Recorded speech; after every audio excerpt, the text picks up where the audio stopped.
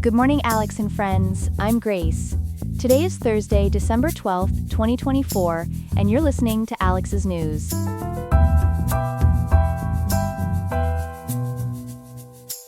The weather in Riverside will be mild today with a high of 64.8 degrees and a low of 49.3 degrees Fahrenheit. Coming up, we'll examine President Biden's consideration of pardons as former President Trump maintains his position as the Republican frontrunner. Then, we'll look at how the fentanyl crisis is impacting workplace safety standards in California, reversing years of progress. Finally, we'll tell you about the Geminid meteor shower and why stargazers might have a tougher time catching this celestial display this year. All this and more, coming up on Alex's News.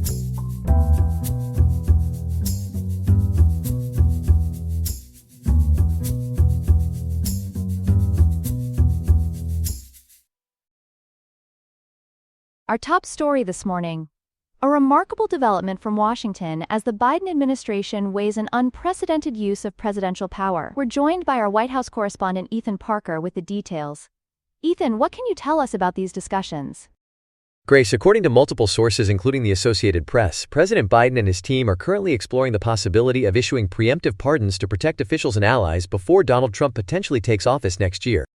This sounds quite unusual, Ethan. Can you explain what exactly makes this different from typical presidential pardons? Well, Grace, traditionally, presidential pardons are granted to individuals who have already been convicted of specific crimes or at least been accused of them. But as Florida Politics reports, these discussions involve protecting individuals from potential future investigations or prosecutions that haven't even happened yet. Who might be receiving these pardons, and what's driving this consideration?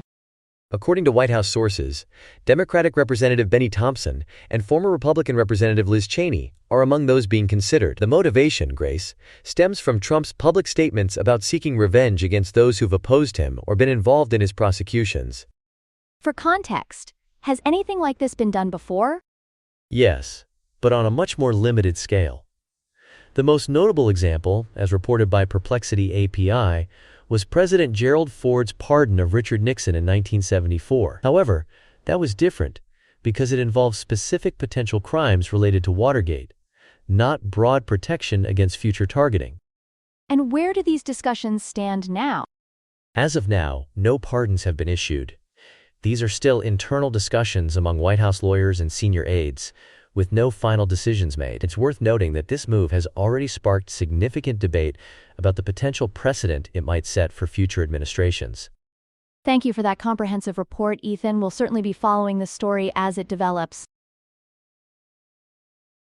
Now to our second story of the morning. A disturbing trend has emerged in California's workplace safety statistics. And joining us to discuss this is our workplace safety correspondent, Chloe Martinez. Chloe, what can you tell us about this situation? Thank you, Grace. According to recent reporting from CalMatters, California had been seeing fewer workplace fatalities over the years, but that trend has taken a concerning turn due to the fentanyl crisis. Can you break down the numbers for us? Certainly. In 2022, California recorded 504 fatal work injuries. According to the data, transportation incidents led with 133 deaths, followed closely by exposure to harmful substances or environments at 132 fatalities, and violence-related incidents causing 97 deaths. I understand there's new legislation coming to address this crisis? Yes, Grace. Under Bill AB 1976, which takes effect in 1,081 days on December 1, 2027, California employers will be required to keep naloxone hydrochloride, commonly known as Narcan, or other FDA-approved opioid antagonists in their first aid kits. How significant has this increase in workplace overdoses been nationwide? The numbers are startling, Grace. According to federal data, workplace unintentional overdose deaths have skyrocketed by 619% since 2011. In 2022 alone, there were 525 such deaths, accounting for nearly 10% of all occupational injury deaths. The construction and extraction industries have been hit particularly hard, with 130.9 deaths per 100,000 workers in 2020. What other measures is California taking to address this crisis? The state has launched several initiatives, Grace. The California Department of Justice established its fentanyl enforcement program in April 2021, and there's currently a petition before the California Occupational Safety and Health Standards Board proposing mandatory opioid overdose reversal medications at all work sites. Additionally, the new Workplace Violence Prevention Law, SB 553, requires employers to develop and implement comprehensive safety plans. Thank you for that comprehensive report, Chloe.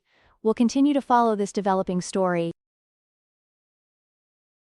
Here are some other headlines. In South Korea, a political crisis has unfolded after President Yoon Suk Yeol briefly declared martial law on December 3rd, accusing the Democratic Party of anti-state activities. The declaration was quickly repealed, leading to impeachment proceedings against Yoon. The initial impeachment vote failed to reach the required quorum, but opposition parties plan to continue weekly impeachment attempts. Mysterious drone sightings across New Jersey have prompted FBI investigations. The drones, described as up to 6 feet in diameter, have been spotted near sensitive locations, including military facilities and along coastal areas. While officials stress there's no immediate threat to public safety, the incidents have led to calls for stricter drone regulations. New data shows a decline in the number of U.S. grandparents serving as primary caregivers for their grandchildren. Currently, only about 32.7% of grandparents living with grandchildren are responsible for their care, with significant variations across different regions and demographic groups. A Dutch court has sentenced a 33-year-old woman to 10 years in prison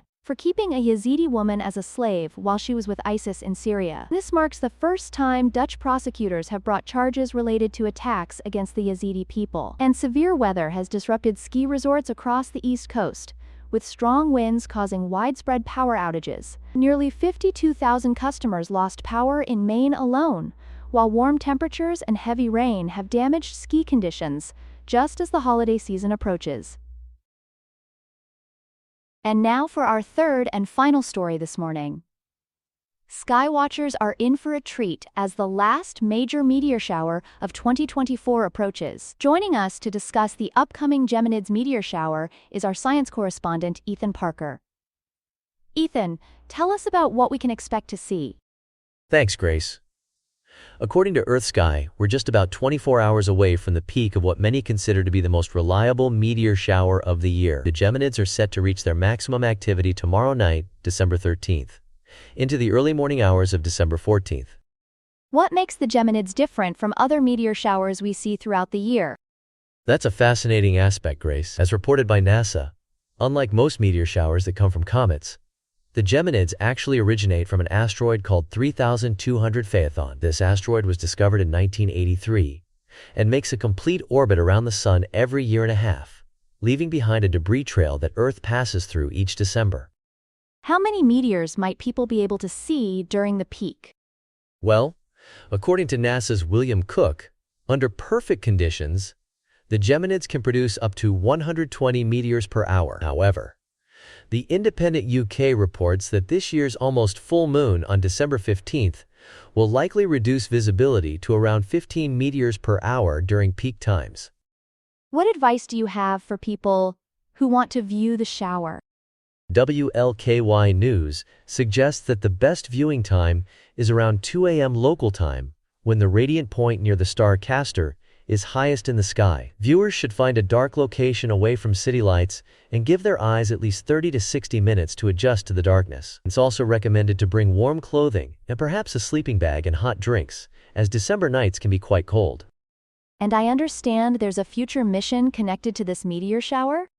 Yes, that's right, Grace. Looking ahead, Japan's Destiny Plus spacecraft is scheduled to launch in 2028, about 1,290 days from now, and will visit asteroid 3200 Phaethon in 2030, which should give scientists a much better understanding of this unique meteor shower source. Thank you for that comprehensive report, Ethan. Fascinating information about this celestial event. That's all we have for now. Today's episode was made by Alexander King, with Claude Sonnet 3.5, the Perplexity API, and the Google Cloud Text-to-Speech API. Hope you have a great day. I'll see you tomorrow, Alex.